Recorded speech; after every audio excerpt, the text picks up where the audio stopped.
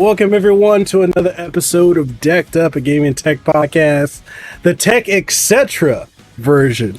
I know, right? The extended one. The extended. In due time, that should come back. But you know, we're all doing something else on the side. So it's like they're probably like, dude, you do car stuff. How you doing? Also tech stuff. So. Oh man, it's so for those of y'all who are not familiar, this is my brother, the one and only Cam, aka CarQuicks. Got one of the most phenomenal car vlogging and podcasts out there in the field, out here just killing it, going to trade shows, Try reviewing stuff.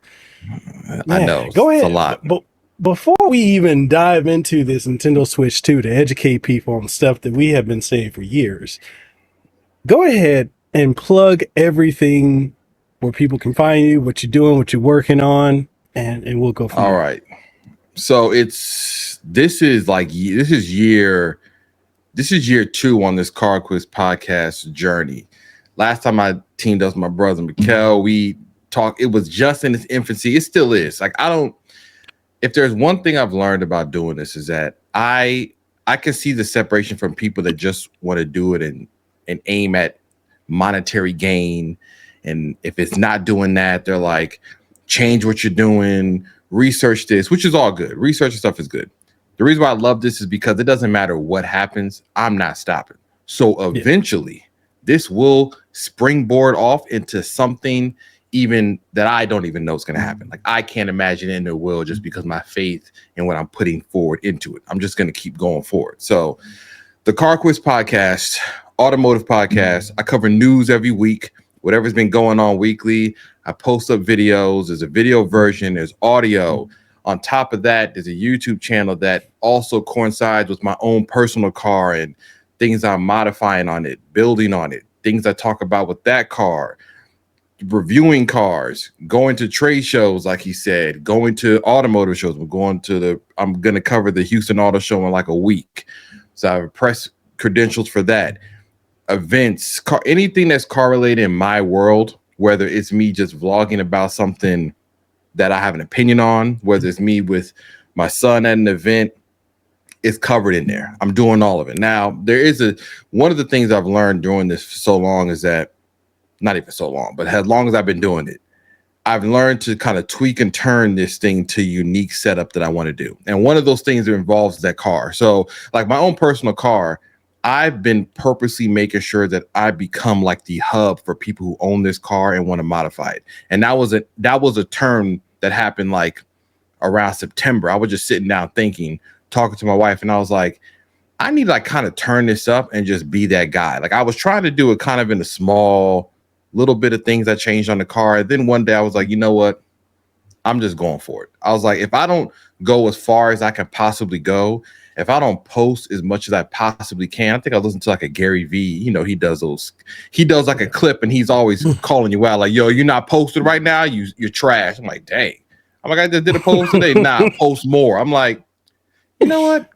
That coincided with something else that I was going through. I was trying to figure out if it made sense for me to start a Patreon or membership thing on YouTube. I was talking to my brother-in-law and I said, here's my issue. If I put a paywall up on something and nobody sees it, then what was the point of me actually releasing it? I just want everybody to get access to it. I do think that there is an angle later on, but I was like, I have more work to do. Like I need to be well into this episode 200 or something before we start talking about, hey, let me give you something that you might want to pay for. Because also it means that you got to add more to your plate. You got to offer them something else that you didn't offer on the normal channel. And I'm like, that's not easy. People think it is. I even just writing it down, I was like, okay, if I'm doing a podcast every week, what in the world I'm gonna talk about on a paid version? I just emptied the clip on the podcast. Like, what am I got left? They're like, oh, just talk about whatever you want. I'm like, nah, that's not gonna work. But if you have, wherever you watch a podcast, I'm there. Spotify, Apple, YouTube. If you want to follow a car journey, if you're interested in the automotive news space, I'm in there. I'm not going anywhere. I cover big events. I was at the SEMA show for a week. That was amazing. And it was a lot of work. You're talking about tired. covering an event we were there from Tuesday through Friday, 8 a.m. to like 6 p.m., walking everywhere. And I still didn't catch everything. Like I left the show. The last day we were leaving the show, I was so done with talking to a camera. Like my voice was about to go out. Andrea had to make me tea every morning because I'm like, yo, I've been talking for 6 hours into a camera. Like you just cameras in your face. You just over here talking to the camera. Then I'm talking about the car over here. I'm talking about something over here. Somebody calls me. Some people recognize me. I'm having conversations. Like by the end of the day, we didn't even hang out in Vegas. We were like, oh, we're gonna go out for dinner some nights, bro. When that did, we were like, yo, grab some tacos and go to the hotel room. I'm out. Good night. Like it was just so. And then the last day we're leaving, I'm seeing stuff I missed. I'm walking. I'm like, wait, what section is this? They're like, oh yeah, that was the hall number D. I'm like, bro, oh well. I just packed it up and left. I was like, it was fun, but just so you know, if you're interested in any of that, I got it. I've been doing it. Like I said, I'm not going anywhere. This is only the beginning. It's only been years. It's only been year 2. So check in 2026 when I'm also playing what we're about to talk about.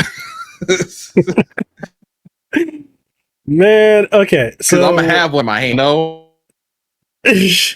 Well, we got a higher probability of getting the Switch 2 than we do of getting an Apple Vision Pro at this point. Listen, Apple themselves, you want to talk about beta testers? They're like, whoever got that, they're like, hey, listen, one day we'll circle back to y'all. I know y'all dropped $3,000, but we'll get to y'all in a minute. Just not right now. Have you seen the prices like on Facebook Marketplace? People trying to get rid of them. Oh, dumb cheap. But that's, to be honest, the way it's an interesting time in like technology, because I do remember the time when like stuff was dropping and it was legitimately like overly excitable, or everybody was excited about it and they also were paying into it. But right now it's like, if you give it like a week or two, it's on Facebook Marketplace. Mm-hmm. Just take a breather for like a month or two and it's showing right up. They're gonna be like, hey, it's right here, half off. You can't even get. It's because like I used one in the store just to test it out, and they were right. It's heavier than you think. Like I put it on my head, I'm like, I don't really know about walking around the house with this thing on my head. Like it's a lot of weight going on. And then like, you have the battery and stuff. I mean, it's cool for what it can do. First gen version, they knocked it out the park because that's a crazy thing to have designed for the first time. Now, if they don't go and do a second generation, then I'm like, it's all for nothing. Like we shouldn't even have done this. Like the next one has to happen fairly soon, or which I know they're probably trying to ease their way in, because people are going to say, yo, I spent how much money on this and now you guys are going to change it again.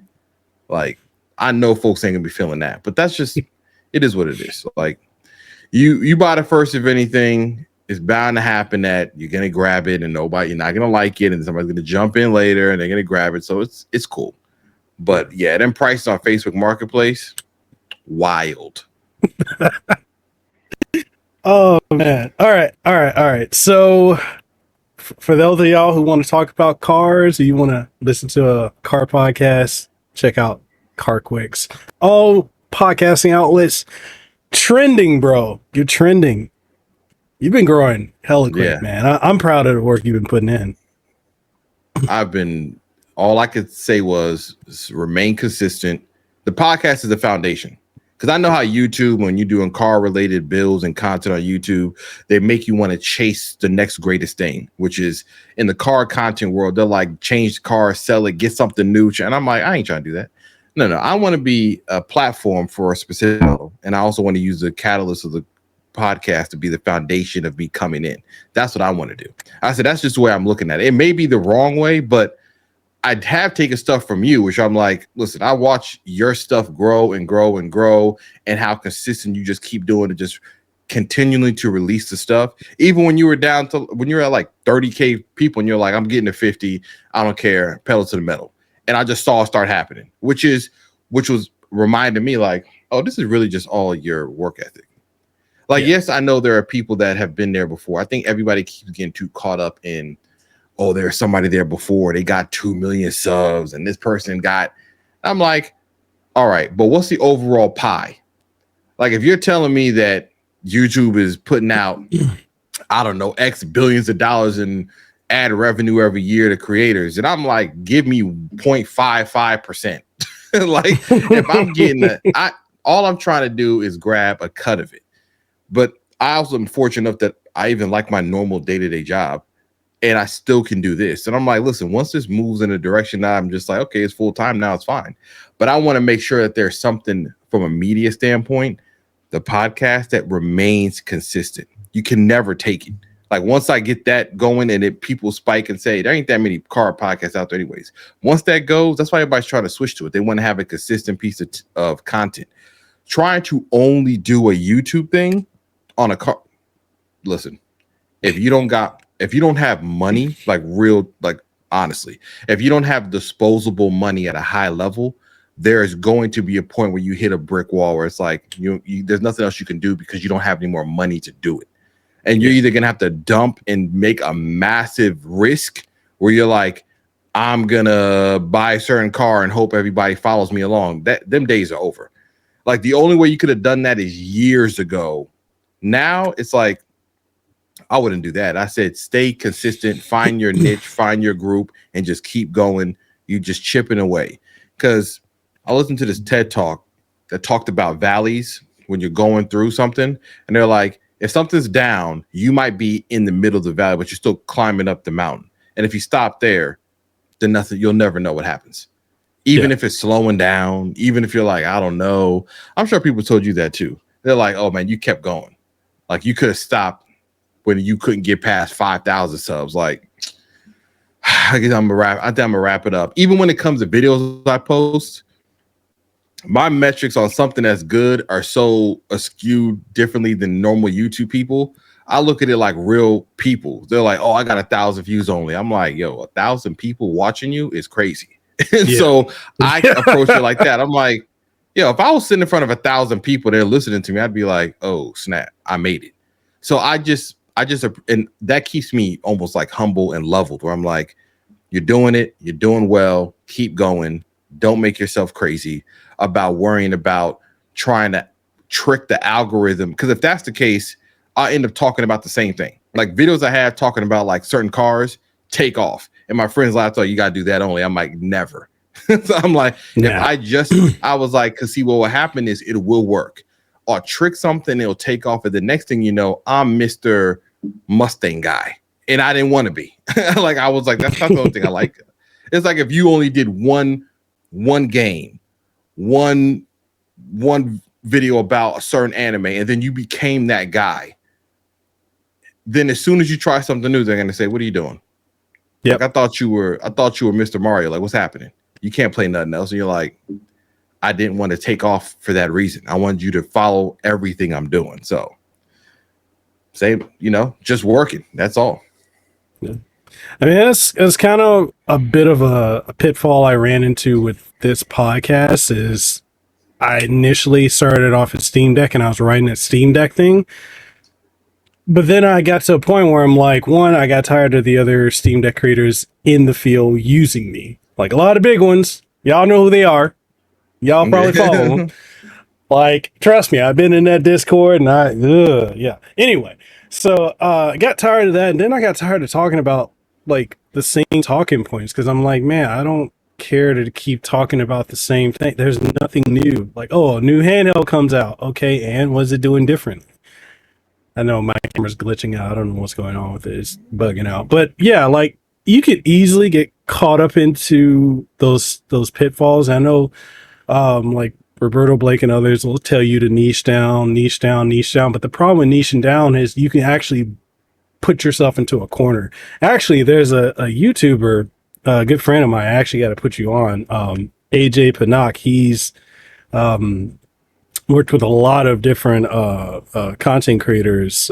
One of the biggest ones is my other boy, Narrow Knowledge. And man, he's been helping so many people just take off. And he has really great content. So if you like Gary V stuff, you'll love his stuff. And I'll shoot the link over to you for him. Yeah, But I got to check that man, out too. yeah, like dude's phenomenal. He's phenomenal. He helped Narrow Knowledge go from 500 subs to I think he's closing in on 300,000 in less than a year. Oh wow. Hey, listen.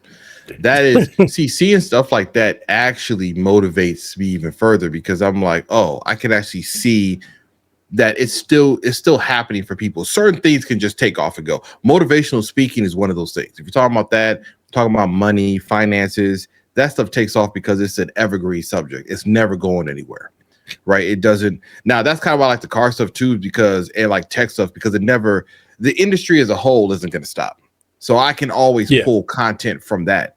Now, the channels where people are just literally just talking and saying, like, let me talk about how I journal and start my day and get ready with me, though, that's way harder to me. I'm like, so you just waking up and just be like, all right, what are we going to do today?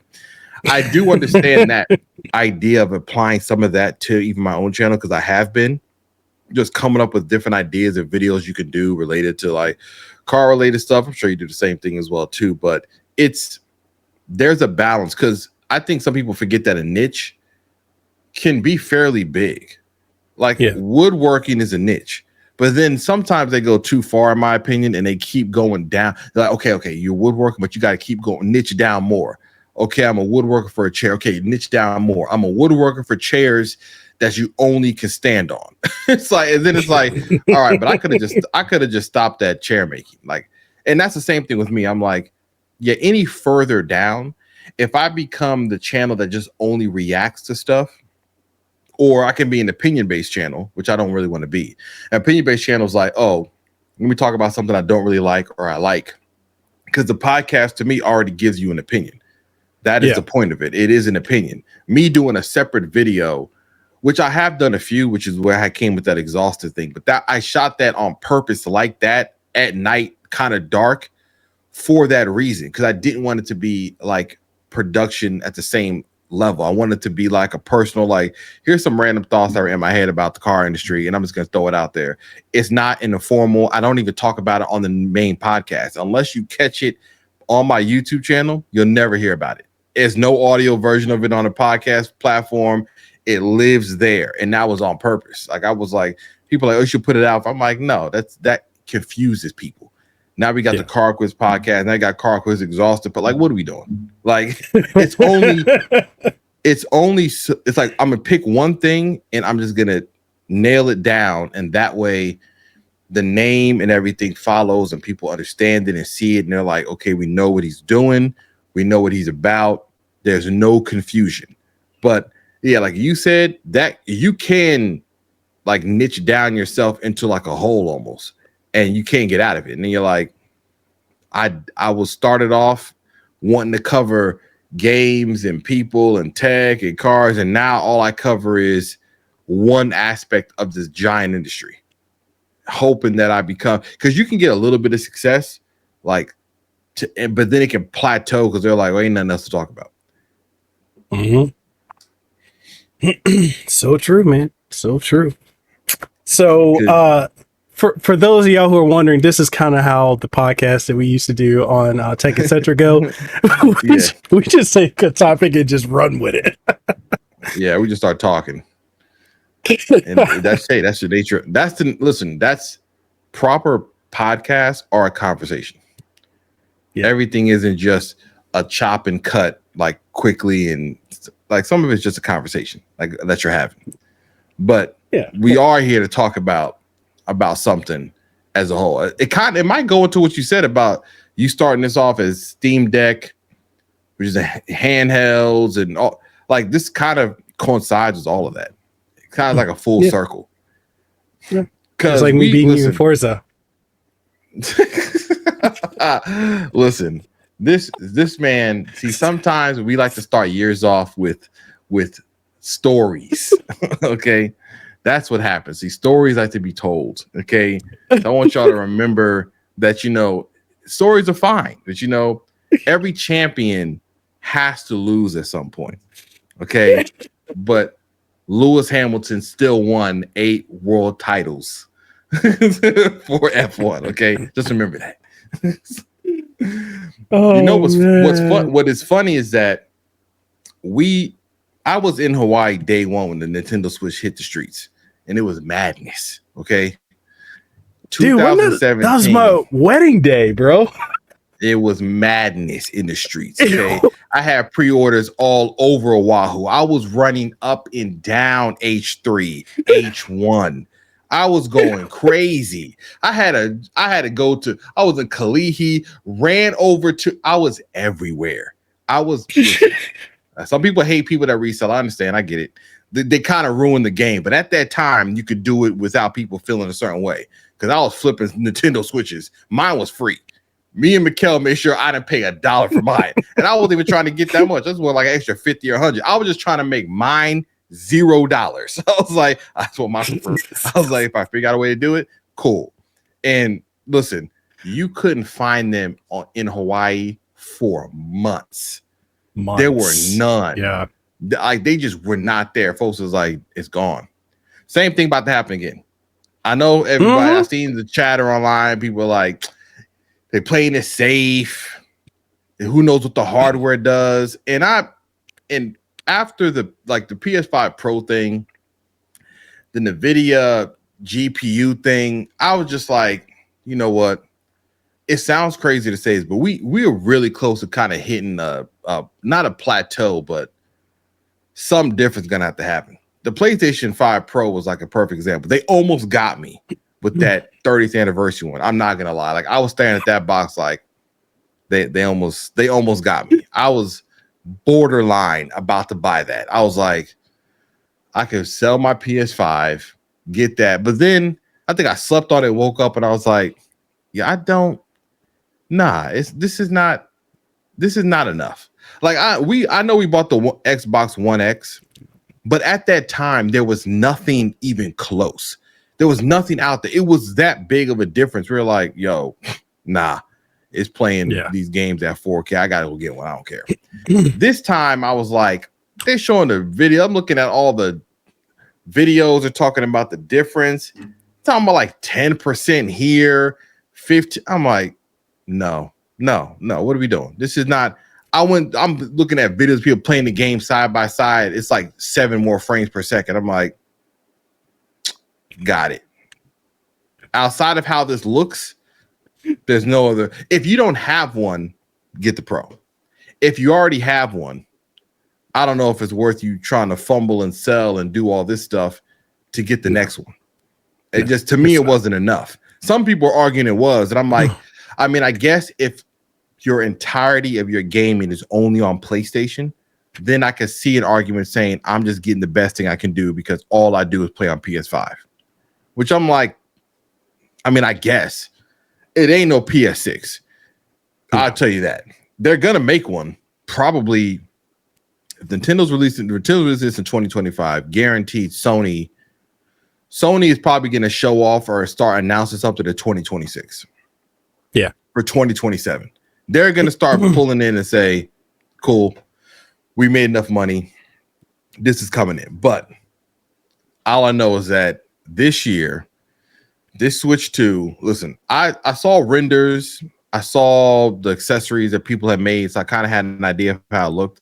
Saw the video this morning, that's why I messaged you. I was like, yo, gotta talk about it.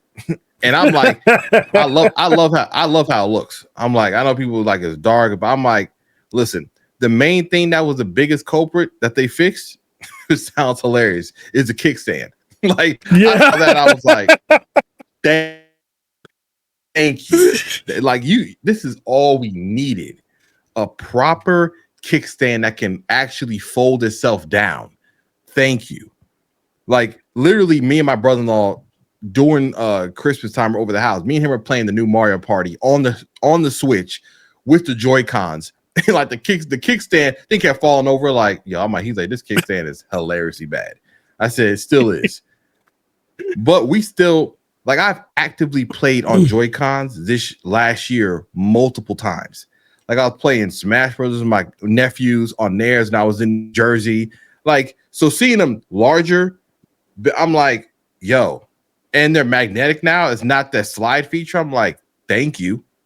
I'm like, I'm I'm on board, like all the way. Now, I don't even know how much it's going to cost because nobody knows the specs. But what are your thoughts on this?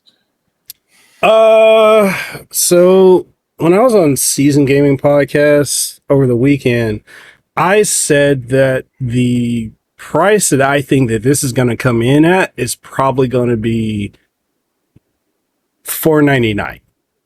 And that's a bit much coming from Nintendo.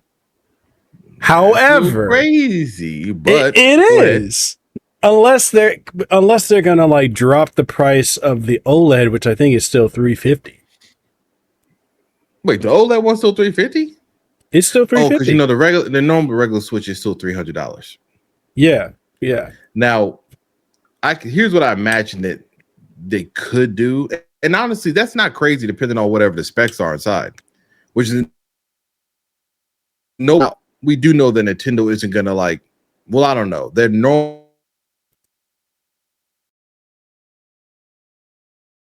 yeah, but they could switch it up enough. There was enough new stuff announced at CES as far as like mobile chips and what they could do for gaming that they could be sitting on something brand new and they just haven't said nothing yet. And come April, they can be like, yeah, we're also running X, Y, and Z's brand new. And we're like, oh, okay, that changes things. So yeah, it could be $499. Or I would say if I was to go to argue against that, I would say $399. Just because Nintendo's playing is real. When I say safe, I don't mean safe like they're not taking a risk. What I mean safe is that Nintendo is extremely calculated, like yeah, to a T. They haven't said a word. They haven't said nothing. And all the stuff they do is against the normal grain. There isn't big fanfare. They're gonna do a Nintendo Direct. The CEO is gonna walk out there, show it off, show off some game. Listen, all they got to do is show Metroid Prime, and it's a wrap. yes. Okay, like Yeah. I don't care about a thing. They show Metroid Prime or Star Fox, and it's over. Sold. Folks are like, Yeah. sign me up. Which, given all the foolishness that's happened with games that have been released this year for Xbox and PlayStation, development cycles that have been proven to fail, hundreds of millions of dollars tossed out. Like after a while, I was talking to a friend. I said, "Yo, listen, I get why Nintendo just keeps making it Mario and Zelda. Like I get it now because I've played too many games this year. I'm like, bro, what are we doing? Like, what is this? Like, are you spent how much money, and this is what I got?" I'm like, all right, like my friend was playing Hellblade. He was like, this game's like 35 minutes long. I said, bro, they talked about that game for like 3 years. And when it finally showed up, it was like, I mean, it looks cool, it looks crazy, but it's not long enough. The story, Yeah. the most fun I've had recently was Indiana Jones. And I was Yeah. surprised. And like I've been playing that now. I'm like, oh, this is actually good. I'm like, because I haven't played, I'll be frank, like half the stuff has been old first-person games on PlayStation. Ghost of Tsushima, like stuff like that. I haven't really even been on anything. So Nintendo to me, they have so many franchises, even if it's kiddie, even if people don't want to, everybody wanted realistic stuff. Now everybody wants to go back to having fun on their games. I was like, surprise, surprise. We're tired of Call of Duty. Got it. What did y'all think was gonna happen? Like ain't enough, ain't too many guns I can keep shooting. I'm like, all right, guys. I mean, I got it, but can we get another Tomb Raider, please? Somebody, Yeah. Can we revive Titanfall? Because you disrespect. I'll never let them go for that. I'll never forgive them for how they did Titanfall dirty. Did Apex 11? I can't believe it. All these sandbox Fortnite copies. That's what we ended up at. Microtransactions and free to play. It's not a good business model, which is why I think Nintendo is playing this really smart, because they're going to come back to the core of like, we're selling games. They have Donkey Kong franchise. They haven't even come back with Metroid Prime. They're sitting on They're sitting on stuff that if they release any of this, it's over. Like this launch is going to be through the roof, which if they've been working this long, the launch titles is really going to tell you how serious they are this year. All I'm saying is Metroid Prime's a launch game. It's curtains. Okay, I'm not hearing nothing.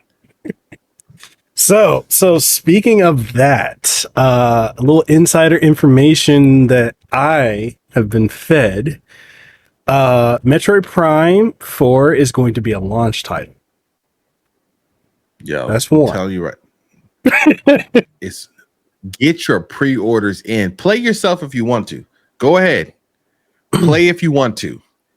You will not be going to any brick and mortar store on launch day picking up anything. It ain't gonna be there. I'm telling you now. Okay. You better when pre-orders are live, I suggest you get shaken like immediately. Don't think that, don't do it to yourself. I'm telling you. Metroid Prime launch is massive. Mm-hmm. That's big. I don't think they had a launch that big, I guess, since the original Switch. But Metroid Prime has been teased since 2017. I don't think people realize how long it's been. Yeah. It's been like years. Like, if this is But happening, right? yeah. Because like they went radio silent. They announced it in 2017, the year the Switch came out. And then they were radio silent, I think, until last year when they showed that trailer for it. And then like after that, when I remember looking at the trailer, I'm like, yo, there's no way this is running on the current Switch. It's just no way. And then what else is there? I know that they're going to be doing so a couple other things that I've heard that we're potentially going to be getting is not only so we're getting Metroid Prime 4 as launch title, Mario Kart 9, Mario Kart 9 is nuts. A brand new Mario game, like to follow up was it Odyssey? And we're also supposed to be getting what else is there? From third party, the rumor is we're getting Final Fantasy VII Remake. We're going to be getting Metal Gear Solid Delta, and also Street Fighter 6, and Street potentially Fighter 6 is crazy. I know, right? Was it Fatal Fury City of the Wolves? Is also supposed to be now this is a big rumor. I don't know how true this one is. I haven't got anyone to confirm this, but we're supposed to also be getting Halo Master Chief Collection, including 1 through 4 plus was it 5 and Infinite and Forza launch. This is what I heard. And Call of Duty Black Ops 6. Yeah, I can see them doing that. That makes sense. That's probably why it looks like that. Now I had a camera a second ago, now it's gone. I don't know if you still see. I'm like, had video, and then now it's like, nah, there's no more video for you, sir. It's probably this platform. I'm switching back over to podcast because Talk Studio, Logitech, get your life together. he's like it's not you. This platform has let me down too many times. It really has. It really has. So here's what I'll say. I actually believe almost all of that because of how long it's been. Like Nintendo hasn't, like, people don't realize how quiet they've been over the last, like, let's say 2 years. After like the last Zelda, like the last really Nintendo Direct just had kind of like small little sandbox games. It had nothing really crazy. So to see them come after the fact, and then after the PlayStation Pro, after all the stuff with Xbox and everybody else, the Starfield, the larger, they waited, they played their hand smart, came at the last minute and said, we're going to do something different. Here's the Switch. And while it does look familiar, obviously, and while they do, you could argue, oh, they're just going to do the same thing, because there's going to be naysayers that don't care about Nintendo at all. And they're going to say, it's the same thing they've done before. I don't care about it. Y'all keep giving them passes. The same thing. Instead of it being that this is just what they do, then accepting it for that, being that this is what we want them to do. And if you don't allow it to be, for them to be who they are, then we're going to end up with the same thing every time. And be like, all right, listen, if they made a Xbox or PS5 competitor, one, it would come out cost like $600. And then at that point, they would be on the same playing field as Sony and Xbox and Microsoft. And then at that point, when developers are making a game, there's no differentiator. They're just like, oh, it's another big home console on the ground in front of under your TV. Yeah, it's powerful. It's Nintendo. People are like, oh, we're back. They'd have to do something like literally bringing back cartridges like N64 to like entice people to try something new. But then if they did that, they'd be like, yo, these games costing $100 a piece. Folks would be like, 64 games was $60 in the mid 90s. Yeah, they were. So if you imagine trying to do that now, I'm like, it wouldn't even, there'd be no way it would work. Like folks would be up in arms, like, no, I'm not doing this.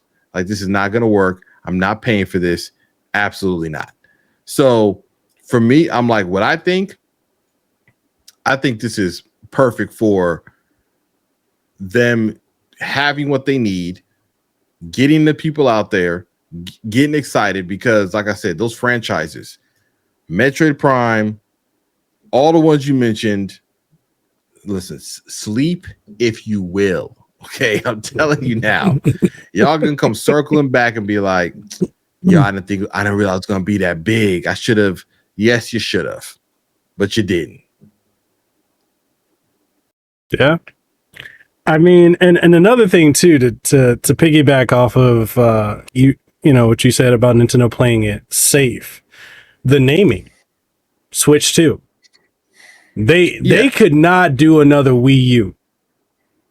Oh my gosh, if they would have done that, folks would have. If they would have did like Wii anything, I'd have been like, we lost the plot. Okay, like no, do not try that. If they would have said we, I'd have been like, no, that's not a smart move. Do not do that. Like, keep it where we have it. But I think Switch 2. I mean, what other name? Like, honestly, like, what other name we would have came up with, right? Super Switch. That actually might have been dope. I'm not gonna lie. They could have maybe actually pulled that off and played into the old Super Nintendo. Yeah. So they might have been able to do that, though. I think they didn't, because with PS5 Pro, all it would have confused everybody. It'd be like, so is it a updated Switch? Is it a brand new one? I think they put the two to kill one, especially when you're talking about advertising, marketing, putting it on into stores for SKUs. They're like, Switch 2, not, because here's what happens now. If it would have said Super Switch, they'd be like, okay, can I use, my son has a Switch, can he play a Super Switch game? Can I play with the controllers on the Super Switch, on the Switch? So I think they purposely said, listen, it sounds kind of basic, but we're going to put the 2 so you don't ask any questions. Yeah.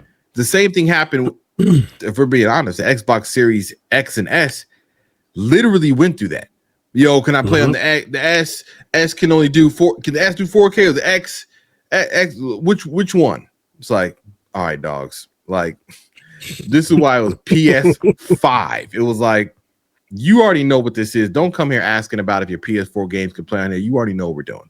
So I think it is smart to kind of keep it simple and just say Switch 2 and be done. So I think they made a smart move as that. Yeah, because if you think back to it, like with the Wii U, the problem with that is they kept showing the controller, the gamepad, and people thought that was just an attachment to Wii. And that's where the biggest fumble for them was not only the branding, but the message, the marketing, and how they were going about presenting it. Whereas like with this, they're like, all right, we kept the same form factor for the most part. Yo, your camera is just like, nah. It's like, hold on a second. I was like, it's funny. I was looking at you, I was like, he's looking down his phone, can't see nothing. I was like, well, I'm back. I'm back now. So I'm like, we can get back to the broadcasting.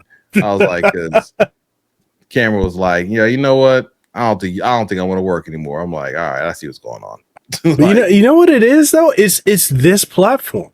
Like, oh, really? So Yeah, so like I've only had this issue with with what is this called? Talk Studio. Anyway, Logitech's thing. So basically, StreamYard came out, what was it 5, 6, 7 years ago? And then they were the only one Yeah, doing what they were doing, and then Logitech's like, oh, let me hop on and get a piece of that pie. So they made this, but they don't bother to update it to keep it competitive. So you got other stuff like yeah. Riverside, which I might go to that, or Podcastle. The only thing they got going for it is I did see Riverside. this is like $10 a month. And I'm like, at this point, I can't keep being cheap about this. Listen, I saw say I've seen Riverside. Riverside though, you want to talk about like a price jump. I saw them. I was like, wait, how much? Oh, I know, like right? you really need to be live streaming, okay? Like Yeah. to warrant that. But back to what we were talking about. Yeah, the Switch, the name, I think people get too caught up in. I think when companies get too fancy trying to come up with a new name, we end up with some trash. We Yeah. end up with something that's like, you shouldn't have said that. You shouldn't have done that. It's no, like the Xbox is what it is. It's PlayStation, Nintendo Switch. I know Nintendo has had a history of like Nintendo NES, Super NES, 64, GameCube, Oh, Wii, we Wii left the Virtual U. Boy out. Yo, you don't get that out of here. Yeah, the Virtual Boy was literally only for the rich. Because I remember seeing that as a kid and being like, I remember I tried it in the store and I said everything's red. Like I legit I was like, hold on a second. I thought it was like color screens in here. I'm like, no, so I'm like, I don't even want this. Oh, it's not worth my time. And then so I can see why people are like, and I think Nintendo learned from the Wii because when they went Wii U, it was mad confusion. And the Yeah. Wii U did not do what the Wii did. Like No. they won't talk about it. You want to talk about a bounce back because they went to the drawing board because that Wii U by Nintendo standards probably is like one of their flops. They're probably like, that did not do what we thought it was going to do. Because from the 64 to the GameCube just looked cool from a design standpoint, how cool it looked. But that little mini disc format, that didn't help them. The Wii took them like out of here. Folks was like, oh, we're back to having a console that's for the home. The Wii U kind of it rode on those coattails. The Switch took that. They like they did it again. They like struck gold again. It was like, oh snap. Handheld, we're out of here. So the Switch 2 to me is like, I'm sure the shareholders are like, listen, I'm sure y'all got great ideas. Don't mess this up because guess what? Sony is slowly adding more features to that PlayStation Portal, even though I do like it and for what it is. I still need to get myself one. It makes sense for a lot of things. I'll probably get it when like GTA 6 comes out because I can't have my kids watch you play that wildness that's going to take place. So I know, right? So that's probably when I get it. But they're adding stuff to that because they said that they're surprised by how big of a turnout they got on that, like how people bought it. So they're like, if Sony isn't in there trying to figure out if it makes any type of sense to make a full-fledged running portal, they're lying to themselves because if Microsoft is saying an Xbox handheld is being developed, it's just not out yet, and they are probably going to do it because they keep hinting at it. They're talking about it more. Then that means Nintendo's like, we're already here dominating the handheld. You got Steam Decks, you got Asus made the ROG, you got MSI with their handheld. Plenty of them got announced at CES. So Nintendo's already like, we already got a stronghold on this. We're the ones that basically brought this back. Don't change. Do not shoot yourself in the foot by changing it to something that you can't get back. You got the equity of Switch. You say Switch 2. So if we're going back to the price, I was saying $399 because I was thinking if they do that, then they bring the price of the normal Switch. I don't know which model they keep. They got Switch, they got the OLED one, they have a regular Switch, and they have the Switch Lite. I don't know which one of those they keep. Something tells me they may just drop the OLED one and the Lite and then just say, here's a Switch, or they keep the Lite one only and say, That's, I mean, if they really want to go absolutely crazy, they drop the light to $9.99, and it's a wrap for That's you know. everybody. I'm been telling everybody like, stop what you're doing. The regular Switch Lite is $100. So it's current. It's done. It's done. Nothing y'all can do about it. This is out of here now. So because if you keep the OLED one, I think the price gets too close to the newest one, and then there's way too much confusion on, oh, this is an OLED screen. What does it have against the new Switch 2? And then you got people inside of the stores like, oh, okay, well, the Switch 2 really isn't that good, is better, but the OLED one has a better screen. They're like, well, why are we doing this? Why are we doing this? Let's just have, so I think they reduce their normal Switch, inventory. If they're not already stopping production as of now, which they probably are, to ease out of whatever inventory they have left, only leave the Switch Lite, or make like, I guess you could change the name to being like called like the original Switch. You don't have to pay for the Joy-Cons, but I guess if you still want the Joy-Cons to come off, you keep the normal Switch. But I think if you have just a normal Switch, if they drop that down to like $150, and then the new Switch 2 is like $400 or even $200, I'm like, but if they really want to be aggressive and just say, y'all ain't catching up, $150, Switch 2, $399, or if the Switch 2 is $299, then it's true. It's done. Oh, like it's a wrap. It's done. Okay, I'll be there buying. And funny enough, before they showed this announcement, I was talking to my brother-in-law, and I told him, I said, yeah, I'm actually more excited about the Switch 2 than anything else. And I think it's because Nintendo, like everybody said, they're taking their sweet time, which is fine. But it's been since 2017. And I think it just brings back the nostalgia of just a simple game console. Yeah. Like I don't have to really look around and figure out how I'm gonna beg, barter, and save my way to buy a $500 console plus controllers and games and be like, that's a $900 day. This is gonna be expensive. I think it just brings back the time of just having fun with a console. And I think most of the reviews, like you yourself, I know you're going to be reviewing it, all the channels, I think most of them are going to start getting back to saying like, oh, it's just a fun thing to play. No, it's not blazing graphics, because watching CES with, well, I got other thoughts about the 5000 series GPUs, because that was a whole bunch of, I'm not the only one that I wasn't even trying to do, I don't do any videos on tech. I'm listening to the press release and I'm like, yo, this sounds like a whole lot of BS. I'm like AI. I'm like, see, we're doing too much now. And I think if Nintendo's seeing that, like if you want ultimate graphics, you already know what to do. You gotta go to PC. They've gotten so far ahead. Like I will say this. I saw videos of the 5090 playing on Cyberpunk at full tilt with DLSS 4.0. It looked crazy. It looked absolutely stupid. I was like, okay, well, you see how much money it would take. You would have to build a $4,000 to $5,000 PC if you want top of the line. But with all the arguments about people wanting games to just get back to being fun, being just simple, everything doesn't have to be pay to play, buying stuff, microtransactions, like just get back to making fun games.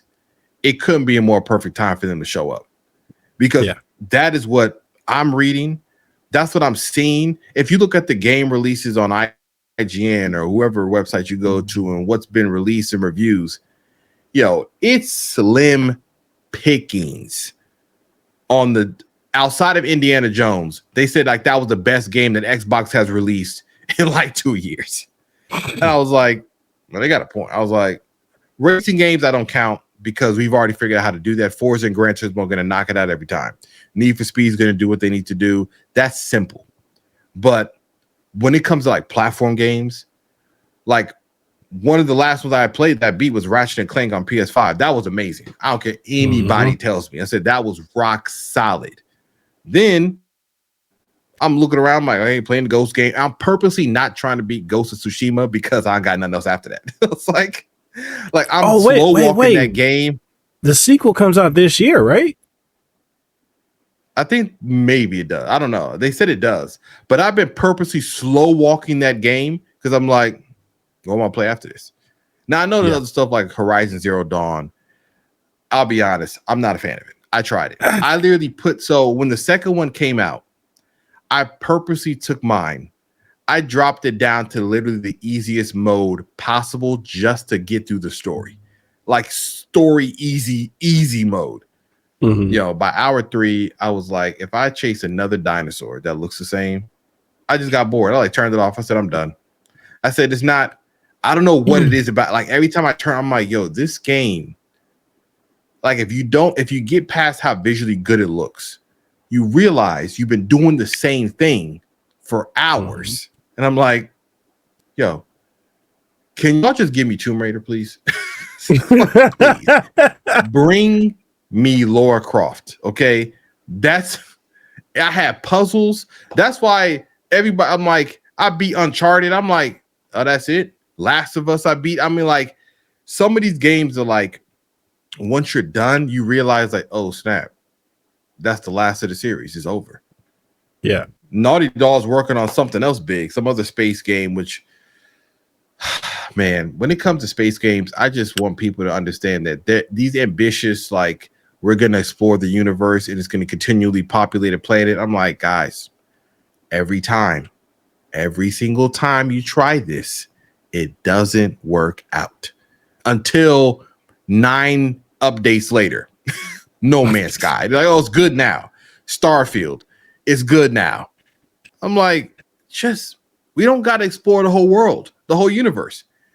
Give me, you know what they should do? We should get to like, there's only going to be 9 planets, but each one is completely different.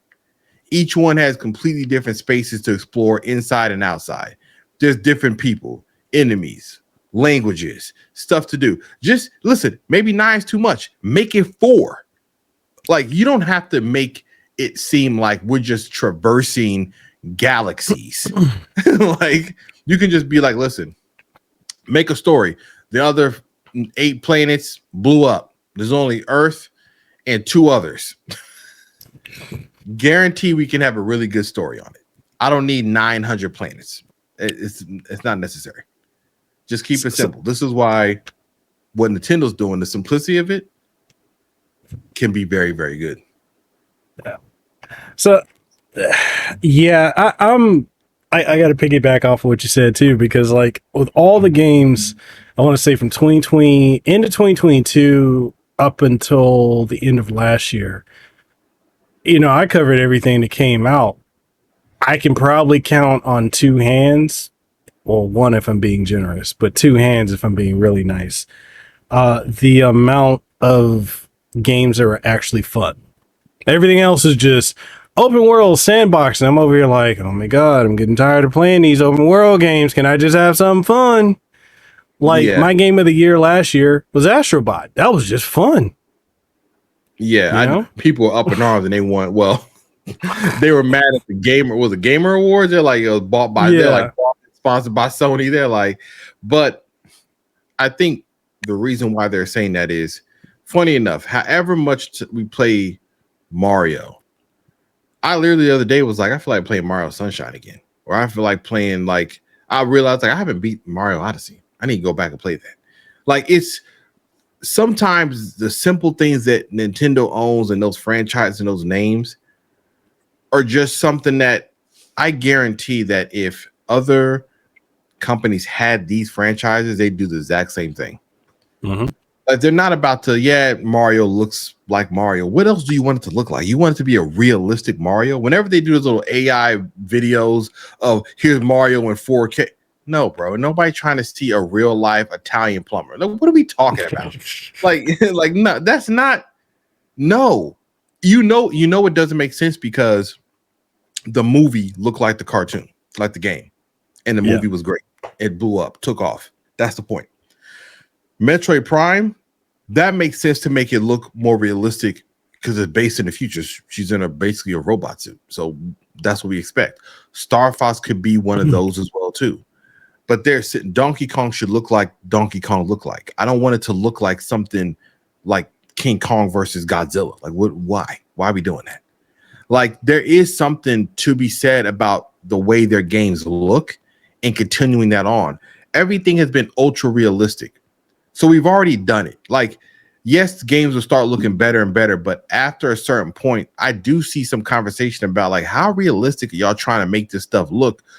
I know it made sense when we were kids when stuff was polygons and you're trying to get, but now we're getting to this point where like, okay, it's looking, man, real life. And with AI stuff and AI generated graphics and this stuff, you can get it to be dead on. So now that it looks real, are these the only games you want to play? Like, are we only looking to play ultra realistic games?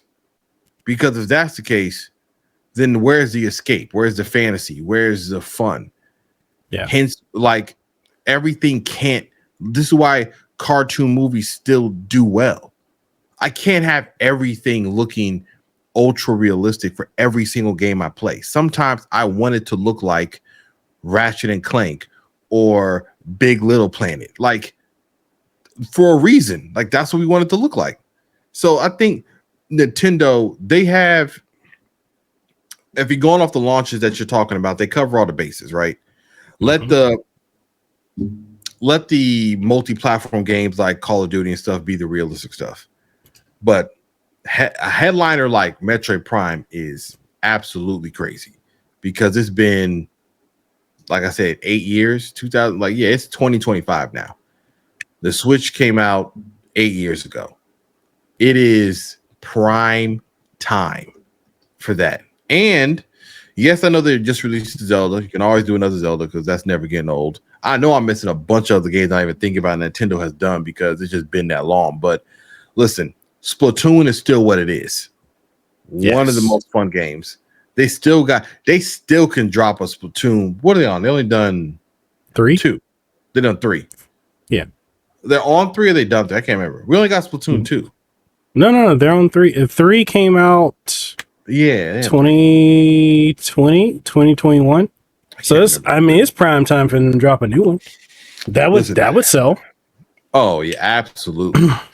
So if they're doing it like that, I like how it looks. Magnetic controllers are way better than the little slide things, so people don't go ahead and get their thing stuck on a Joy-Con attachment. Though I will say this, though. I saw the magnetic thing and I said, I know one of these kids are going to try to jam that thing in there and mess that plug up and it's over. You're going to be like, go buy another one. I do want to know, the specs I am interested in. I think I'm more interested in like how they're handling the storage. Yeah. I know because they're using game cards, they still are, which is smart because it can still transfer to the other Switch, that they're still relying on that. But I guess the technology has caught up because I read something where somebody's like, oh, well, how big do the game cards need to be? And I'm like, honestly, they waited long enough that there ain't no limit on storage capacity on a game card that small. You can put a terabyte amount of storage on it. Now, they don't need to. But as far as the game goes, I'm like, I do like the fact that it has this physical media thing. I'm back and forth on the push for diskless consoles and everything being downloaded because there is still something about a Switch where you could just take the game. I've been on airplanes traveling for work and I will pull it out, put a cartridge in and play it. Even if it says something needs to be updated, do you want to do it? Want to still play? I'll still play. Everything else, I'll go on my Xbox after a while. I'm like, let me play a game, needs an update. I'm like, you know what? Yeah. I'm like, I'm just not playing. I literally, I didn't play Indiana Jones for so long because one, I downloaded it the week prior. When I went to finally go play it, it needed an update that said like 40 gigs or something. I started watching the movie with my wife. I was like, forget it. Then the next time I went back and needed another update, I started watching YouTube. I was like, forget it. I said, that's what, because as we get older, you got kids, I have kids, and we also like doing other stuff, podcasting, card content, game content, your interviews. So if I take the 20 minutes that I want to play a game, like I'm not trying to have an hour of updates, 6 hours of setup. Like, yo, just let me play the game. I was like, so I'm excited to just get back to, not that I don't have a Switch. And yes, I'm like all those other people. We get excited immediately for something brand new. I'm old school on buying consoles day one. I didn't have it as a kid. I'm buying all of them now. I don't care. Okay, call it what you want. If a new console's coming out, I'm there. Like if it's a brand, when PS6 comes out, guess what we're gonna do? I'm be right in the store. Like, let me get one. So I'm excited to just get back to that simplicity of like, hey, we're just gonna play something that's in my hand and everything is there. I can put the game cartridge in there. I can update things I need to. And even if the games, they don't have to be overly long. I'm not a person that's pushing for this extra push for multiplayer, like you said, sandbox, microtransaction. Like, listen, if it ends, like if it's over, it's done. Cool. Go back and collect some more hidden items. I'm fine with that. It don't got to have an online portion. It does not. And Nintendo hasn't even leaned in on online like that, and it hasn't hurt them at all. Like they have an online portion, but it's barely. They're like Smash Brothers Online will never match being in front of people because any amount of latency in Smash Brothers is a wrap. You're like, yo, dog, what was there a delay? Yeah, I know, right? Now you're flying off the map. You're like, wait, I thought I hit him. No, you didn't. You didn't do nothing. Like there's getting back to that. So I do want to see if there is. I know they had an option. I don't know if they ever talk more about it, but it would be cool if to speculate on some other features. It would be cool if there's some direct connection between multiple switches if you're next to somebody to play. Like in some type of, I say like the old days. Yeah, like if you're like, hey, you're right here, we can directly connect on like almost our own WAN line and play a multiplayer game. I think that would be dope. I think that would be a cool feature. Now I know obviously getting like 4 people together on a Nintendo Switch might seem nuts, but I'm like, it's not too far fetched. Let's say you did that and you had a game like old school GoldenEye, where like, you're playing multiplayer, but you only can see your screen. Like there are things I'm thinking that they could do. And that's the mystery that I think is exciting because we don't know what they have set up for that. All we know is what it looks like. They could very well say, we're really going to push multiplayer, playing with people. I think if they lean into that the most, they're going to knock it out the park. Oh, so they need to launch with 1-2 Switch 2? They could. They could launch with that. But I do think it's the leg up they have is that Sony and Microsoft are tethered to a TV in your living room. Yeah. They can't go anywhere. Yeah. Nintendo knows this. And I think they realized when they were probably making the Switch 2 that they had an 8-year head start and nobody actually came to like press them on their position as a leader in handheld home consoles. I thought if you would have asked me in 2017, and I'm sure we talked about it, by now, I thought that Sony and Microsoft would have came back to that drawing board and said, we got to make a handheld. So Nintendo having 8 years of just no, I know we have the PC related ones, but I don't think that's the same competition. They're aiming at a different target. They're aiming at people that have Steam libraries. Yeah. And you know that better than me. Like, what did you see when it came to the handhelds, like the PC related ones? What was that demographic? It's primarily PC gamers, Steam users more than anything else. And even with that, like I know people kept saying, "Oh, the Steam Deck is a Switch killer, and this is a Switch killer." And it's like, no, it's not. No, it's not. You're not going to be able to topple Nintendo, and nobody for 40 years now has been able to dominate Nintendo when it comes to like the handheld. Nobody's touched them with that. Yeah, especially if you're talking about the only way you can be a Nintendo killer is if you have a Nintendo killer game. Yeah. And what people hate to, not everybody, but I'm sure competition hates the fact that they can sit on Mario Kart, that they can sit on Zelda, that they can sit on Metroid, that they can sit on Smash Brothers. Like, I'm sure they hate that they're like, these they can just make another version of it and get this off. But that's what they created. Sony and Microsoft are in the battle of like the greatest and best AAA titles. It ain't really working out. No. if we really peel back and look at what has happened outside of the outliers, Spider-Man series, Spider-Man Miles Morales or Spider-Man 2 coming, Naughty Dog, that's a production house that just produces stuff that's really, really good. So they're kind of their own thing. Microsoft has been fighting this. Indiana Jones is probably the best thing they've done recently. Halo was hampered by all types of foolishness, updates, and things aren't correct. And then the story, I beat the game, and the story was just kind of like flat. It was like, it just didn't, even being in the game for like Halo Infinite and being in the world, it just felt like these worlds don't even feel as alive as Destiny. We're talking about Halo. Why is this game not the most, impressive, not from a graphical standpoint, but I'm talking about like story. I'm talking about scenery. I'm talking about visual. I'm talking about the feeling, the emotion. It just wasn't, it was just kind of like, this ain't what y'all are riding on the name of it, but you're not really producing something that can kind of spring it forward.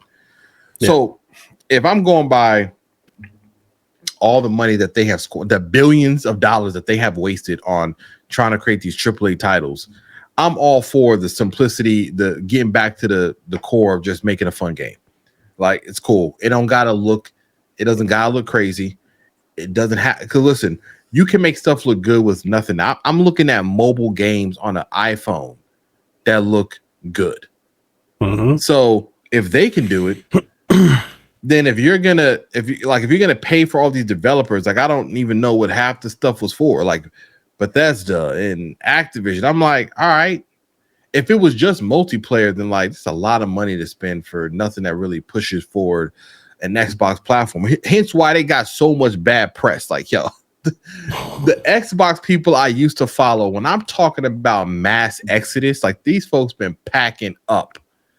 There's a few that have holding on, but like, people on Twitter like, nah, enough's enough. Like, yeah, what we doing? And I get it. I'm like, yo, I would feel the same way if I rested my platform on a single console and single maker. Funny enough, the people that rest their time on Nintendo are probably going to be the ones that end up on the upside of this again. Sony and Microsoft are constantly bickering about a console war that nobody cares about anymore. Just them. Just a few people in there arguing about who got games and who don't. I'm like, yo, this don't matter anymore. The Switch people, the first people that grab onto this new Switch and really start talking about having fun gaming and talking about the games and the console, like, their videos are going to take off, because that's what people want to see now. I don't want to see a comparison. I don't want to see a video. I'm sure they're going to do it. What's this look like compared to PS5 or PS5 Pro? Who cares? Like, it's not for that. I don't want to see a comparison of Xbox Series X to the Nintendo Switch. I would hope that the Series S looks better, because I have one. It's a giant brick. It better. Like, it's a lot more hardware in there. The PS5 is massive. So I would hope that if we're talking about what games look better, I think the only Achilles heel that Nintendo will have is if developers try to pull off the same, well, it ain't as powerful as the other stuff, so we don't want to make it for this console. And I think Nintendo's ready for that, and they'll just be like, fine, we'll do it ourselves. Yeah, we'll just make some. All right, cool. You don't want to? That's fine. We'll make our own game. It may not be ultra realistic, but here's what we'll do. We'll nail the controls, the fun, and we won't be trying to nickel and dime people to death trying to get a free sword or a skin or something. Like, we'll just have fun with it. So I personally think that they have anybody like yourself, people that are going to be reviewing it. It's after April, it's going to be an onslaught. Folks are going to be gearing up. There's going to be more new dedicated Switch channels. Like, folks are coming out with Switch handle, Switch boy, Switch girl. It's like if you're thinking about a Nintendo, if you're thinking about a Nintendo related podcast or something, I suggest you start getting cracking right now. Like now. This is the best time, right at the cusp of a launch. Start going crazy, get the reels, get the speculation, get the rumors, start just going, because this time, Christmas 2020, this Christmas year is going to be crazy. Now, I'm sure my oldest son is going to ask me to get a Switch 2, and he's going to be sadly mistaken that his Switch 2 will be Switch 1.5. That's already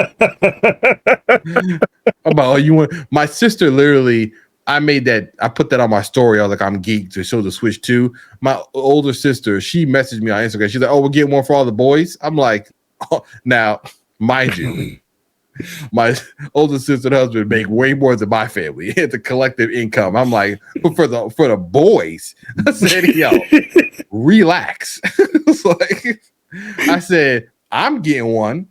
They can get the Switch 1. It's like, I'm going there. I was like, who knows? We'll see. If I'll put the energy forth there that at that time I have the means to do something like that.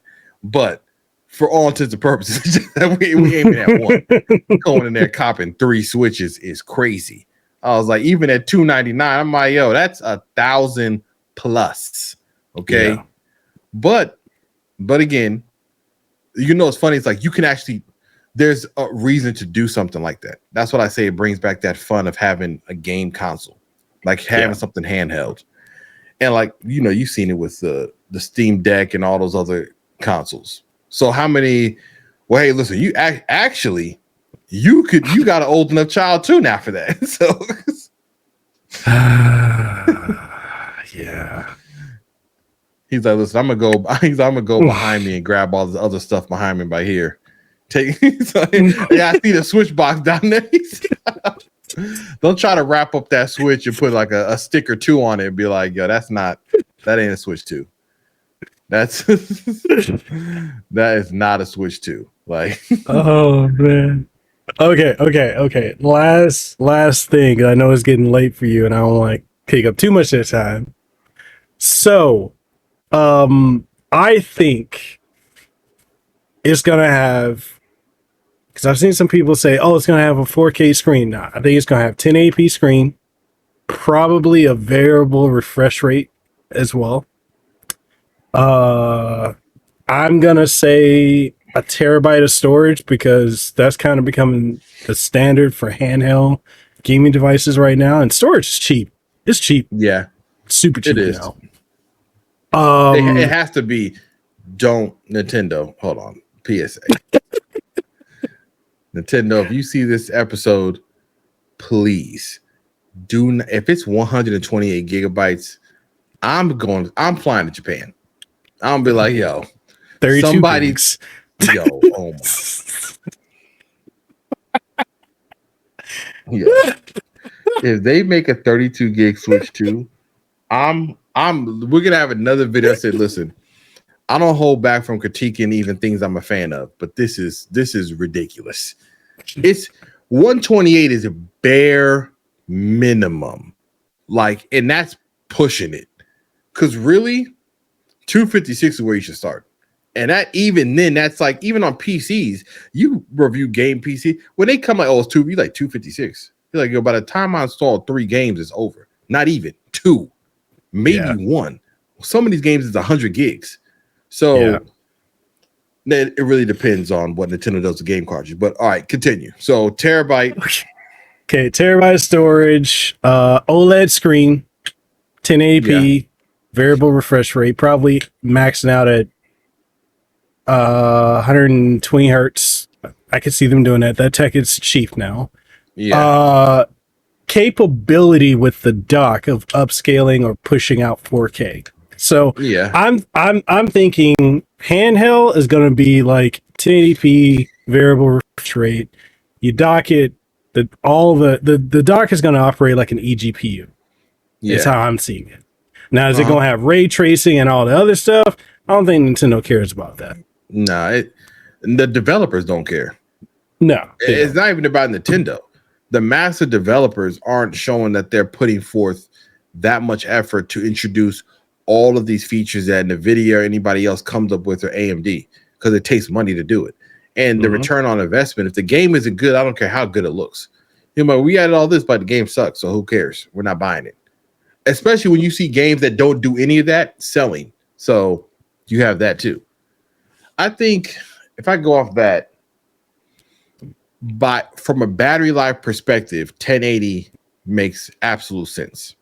Yeah. From a marketing standpoint and how fickle the industry can be and the consumer, I can see them throwing their arms up at 1080 and being like, why isn't that 4K? And I think the fight that Nintendo is going to have or decide is because of this. Our phones. Mm-hmm. Everybody's phone screen is ridiculous now. And aside of me, you know, that's kind of the interesting part about the battery life, because the phones are so crazy now. Like the way they look, the way that they kind of perform. So if it was a 4K screen, the battery life is really, that is the thing that I know they're not talking about, but it matters. Like that's going to be the real test of like, how big is this battery? Do the controllers have batteries in them, but this time do those batteries also help the main console in handheld form? Like, is that an extra battery? Remember before they would just be on their own little battery, but is this time, because of how it connects into the console, I'm wondering, does that act as another battery? Like if I put that in, is it like, hey, you put both of them in, we're running on our own battery, we're also helping the console as well too. That'll determine, I think, how far of a resolution push they go. Because if it could be 4K, you got to go at least 6 hours or something. Yeah. It can't be 3 hours on full tilt on a game. It's too low.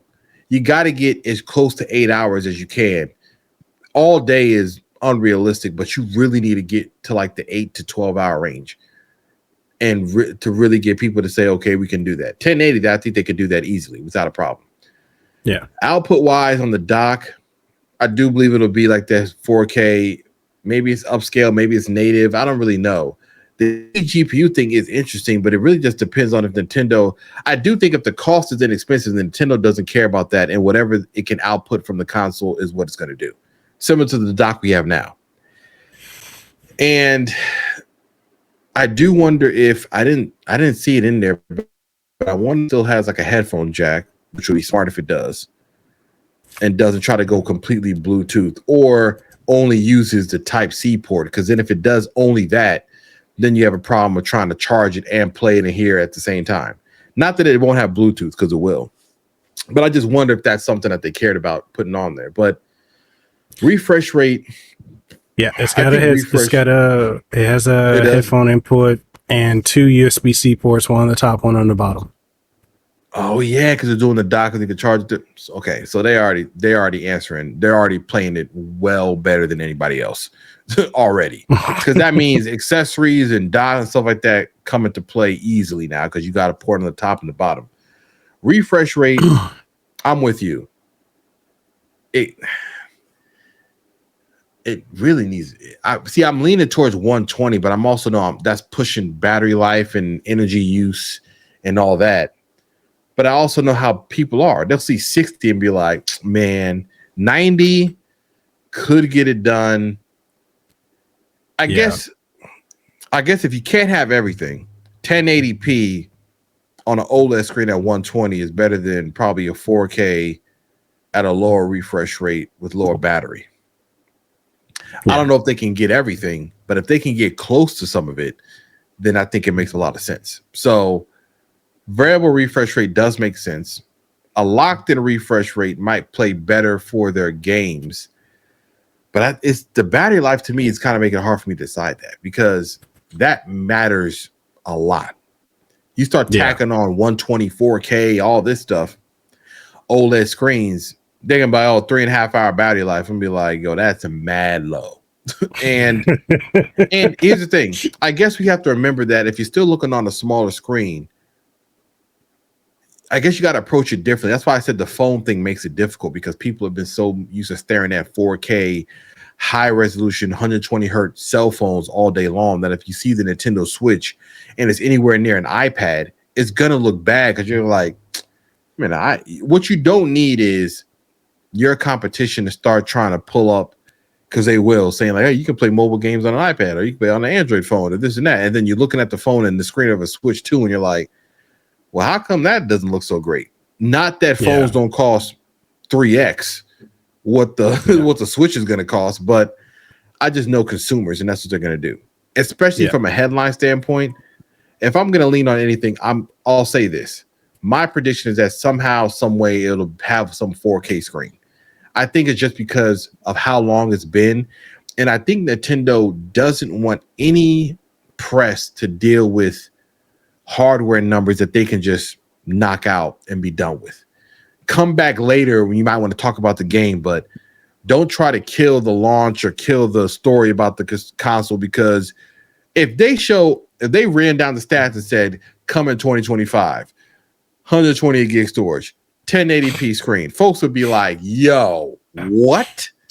Absolutely not. We're approaching it like with some sense. We're like, well, we want long battery life. We want the game to look good. We want to play a long time. So 1080 and 60 makes sense. Like on an OLED screen, it looks well. So that's what I think. Yeah. All right. So I heard the little one, so it's probably time for you to.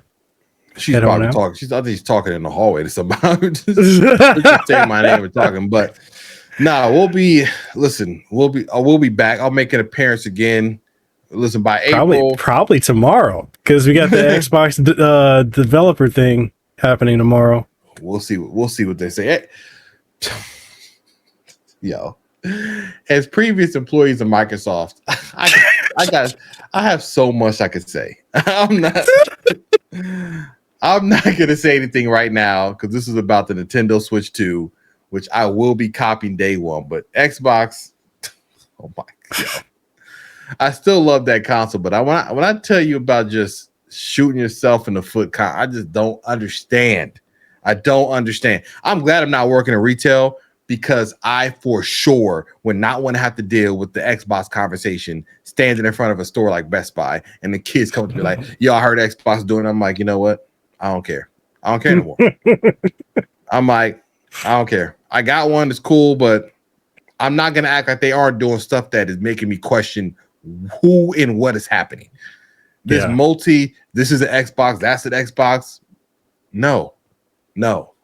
I'm not trying to universal dash. This is, sounds like Windows 8 all over again. Bro, we talked about this almost a decade ago. Like literally said that the way that they were going back then, we're like, yo, this is going to like the Office 365 model. We said that almost a decade ago. And people I'm letting y'all listen. Here's some free game. If you deal with Microsoft in any capacity at your job work, like I do in IT, they are slow walking you to a place where there will be no downloading of any apps. This whole thing about a universal dashboard, them pushing for xCloud, they haven't talked about it because they still invested heavily into it. It's coming. That Xbox, this is an Xbox, that's an Xbox. That's the first catalyst start. Yes, there will still be a console. Will they actually focus on the console is a question. If they're not focusing on the console and they're talking about you can play Xbox on your refrigerator because it runs Android, then the developers who are making these games will not care, and they don't have to care because the last time they cared, Microsoft had to pay them to care.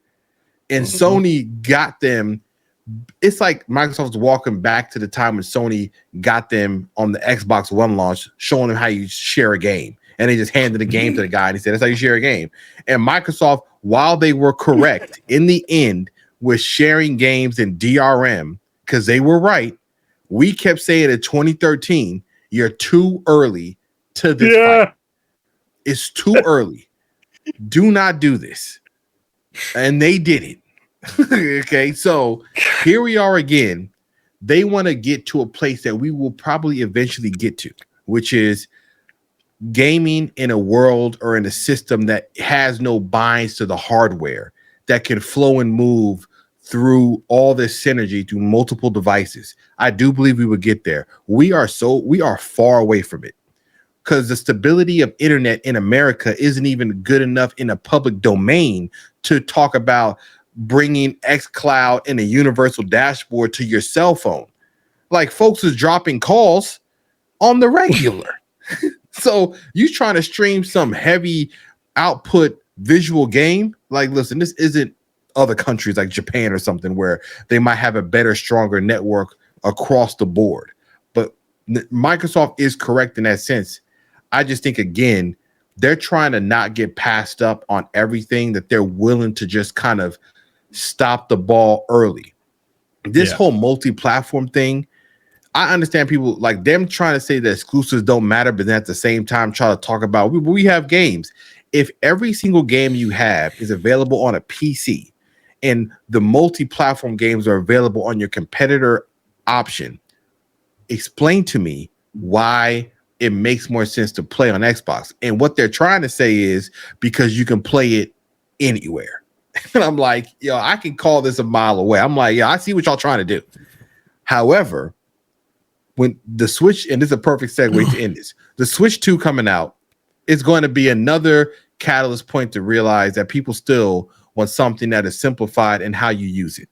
If I'm tethered to the internet, if I'm tethered to a Microsoft account, if I'm tethered to having to install and log into profiles and I don't have the internet, then what am I doing? And if you're trying to make it handheld, and if you're making diskless consoles, which is dumb, because on the Xbox store every other week, you're like, this game's about to leave. You better buy it. It's going to leave.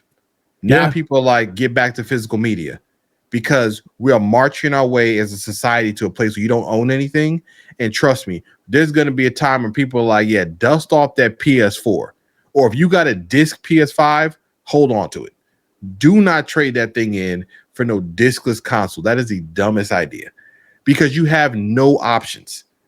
Like, if I don't want to download a game on Xbox, I don't have to. I can go get a disc for the game. If I don't want to download a game on a PS5, I can do the same thing. If you only can download, guess what? I know this for a fact because my son has a Series S. Yo, do you want to know how fast you can blow through them $200 1 terabyte little media hard drives? I have one on my Xbox. It's maxed out. He has one maxed out. They're still $300. Yo, don't even get me started. Listen, okay, Nintendo Switch, go get one when it comes. We're gonna talk more. Not he got me started. We're definitely going to talk about Xbox, because I have so much to say. Okay, I used to work for them. He worked for me as well too. We worked for Microsoft. I can tell you stories. Okay, I was there when they released the Kinect, and we told them it's a bad idea. Shouldn't put that on the Xbox One, and they still did. I could tell you about the Windows 8 launch and how bad that went for us. Listen, bro, where's the desktop? Remember that? Oh my gosh, I could. Oh boy, listen. This is why. This is also why we don't care about console wars, because I've seen it all. I'm just letting you know, these companies, they're moving. Think I'm playing? They're moving into a subscription model. Mark my words, it's coming. We are but a few. We're closer to the point where you can't buy a console than we are to them releasing a new console. These next ones are like the last. There will be no. I don't believe there's any PS7. Sony keeps saying that Xbox will roll out one last one. Sony will too, and they're gonna figure something out. They're gonna be like, well, we got them. go ahead and subscribe. A Mm-hmm. continuously updated console. That's what's coming next. There is no hardware in it because it's pulling it from the cloud. So it don't matter what you have on there. As long as you have a gig internet connection, we'll stream down whatever visual content we want. But the console itself, basic, ain't nothing on there. That's what's coming. Listen, embrace the Switch 2. Yes, it's simple, but hey, sometimes you need simple. Sometimes you just need basic. Well, you know, Sega said that they want to make another console. No, they did. They did. They recently did. And I'm just like, If listen, Sega, I don't even see. I had to get you to rant. I had to get you to rant, man. Yo, don't. Oh my gosh, Sega. Yo, Sega still hasn't done what they should have did the first time. I don't even know if they own these franchises anymore. But they were sitting on and still are some of the greatest franchises ever. I don't know where they're at. I don't know where they're at in the grand scheme of things. All I know is that from a standpoint of like a simple console, that I like what Nintendo's about to do with the Switch. It makes sense to me. This does like this battle that they're doing with who has the best one, who's doing this. I just think it's just not going to work out as far as like console power war, because you already see what it will cost to get to the very top. A 5090 is a $2,000 graphics card. Yeah. The issue they have is that before consoles were kind of leading the way, PC world caught up and they blasted past them. So you got 3090s, 4090s, 5090s. You got something else from AMD, 9300 XTs, and all this. So my thing is, if you're trying to push for the most amount of power, then you already know going to a PC. So if consoles, to me, should lean heavily on fun. I think it needs to be a shift, like get back to playing games and having fun.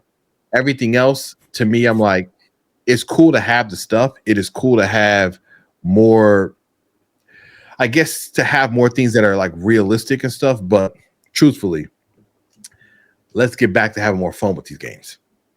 Yeah. All right, man. With that being said, Dreamcast 2. Yeah. Well, you know they're bringing back. Was it Jet Ground Radio? Jet Set Radio. They're bringing that back. Streets of Rage 5. Golden Axe. Oh yeah, that's gonna be fun. They're bringing those back, but I'm just like, Sega's. If there's any company that could literally go toe to toe, and I'll leave it at this, that could go toe to toe with Nintendo, it's Sega. They're the only one. They're holding a bunch of amazing games. But listen, this year, for your channel, this content, this year gearing up for you, you're like, you already said in the beginning, you're like, I gotta hurry up and put my foot down, make sure I'm focused. All this news early on is just telling you, like, yo, like I said, if you ain't started something, and just take it from me, I started something. I'm new. I'm still in my infancy with it. But if you don't start it, if you don't try to do it, it's never going to happen. And you don't know what's going to happen unless you try to do it. Mekel's a testament to that. I remember when he started this stuff years ago in Hawaii. Folks was laughing him out the room, talking about how you going to do that full time, podcasting this. And I told him, he's interviews, and I've seen his videos of him interviewing these voice actors and people, and I don't see, I mean, at that point, nobody can catch up to you on that, because I didn't even know how you even got to find these people. I didn't even know these people had phone. I'm like, yo, how do you find these people's phone numbers stuff? I'm like, yo, who was the dude that did the voice for so-and-so? I'm like, yo, he is in the catacombs pulling up information. Like, where, but the people you're interviewing, though, to wrap this up, they're appreciative of what you're doing too, because I see their response saying like, "Oh, you pay attention to my work." Because who talks to them about this? Yeah. It's way easier to always talk about the accolades of like some get the games themselves, the iconic voices and stuff we hear is because of those people. And if they don't have it there, then ain't nothing else left. But listen, you got stuff to do. This year is gonna be this is about to be fun. This Xbox developer thing, the Switch 2, whatever Sony got up their sleeve, but Nintendo clearly already set the stage because that was a surprise of them showing that off this early and saying April. I'm like, well, get ready because this is 25 on their watch. Everybody else already gave out what they're gonna do. Yeah. They're doing it brand new now. Yeah. All right, man. Go ahead and throw your plugs in. Tell people where they can find you, and then that's it. You can find me CarQuicks podcast. If you're into cars, if you're into anything automotive, every single week. Now the schedule just lands on like a Monday. Every single week there's a new episode. We got 79 episodes out there now, which is crazy to me. If you're following a car build, if you're into GR Corolla cars, if you want to see me putting parts on it, building it, you check the YouTube channel. There's always some information in there. If you're into that, I'm always doing some vlog or some style of video. I'm doing car events. I'll be at the Houston Auto Show in like a week or so covering that. So I'm in the mix and I'm not going nowhere. So like I listen to enough podcasts that I know you get into a podcast, you invest it and then they stop. It's happened to me numerous times. But I'm trying to show people there's 79 back episodes. I'm not going anywhere anytime soon. So see me at whatever number you find my channel at. Check into all those. Find me on Instagram. You can find me on Facebook. You can check the reels there. Everywhere that my website, carquicks.com. Maybe one day I had a preview of some merch I had on when I was at the SEMA show, and I've had actually people message me say like, "Are you gonna release that?" I don't know. I'm waiting. Like I said, baby steps, foundation set, and then we can jump to the next thing. But check me out on all those spaces, and I will see y'all around. All right. Links to all that will be down in the description below. And we'll be starting up Switched Up podcast. Getting ready for Switch 2. Hey, I have to start a fitness one. I'm not even knocking it. Listen, you want to do it? Let's do it. I'm like, fine. If somebody gonna take advantage of a moment of a new console, it's been since 2020, then go ahead. Like, yeah. Let's do it. I'm buying. We're getting one, so don't matter. I'm gonna find out. I'll be the new face of Nintendo if they want. I know a few people that have been talking about Nintendo gonna be tight. Like, yo, been here holding it down. Like, well, I'm here now. Okay. All right. All right, man. So thank you for coming on the show, and people, we will catch you guys on the next one.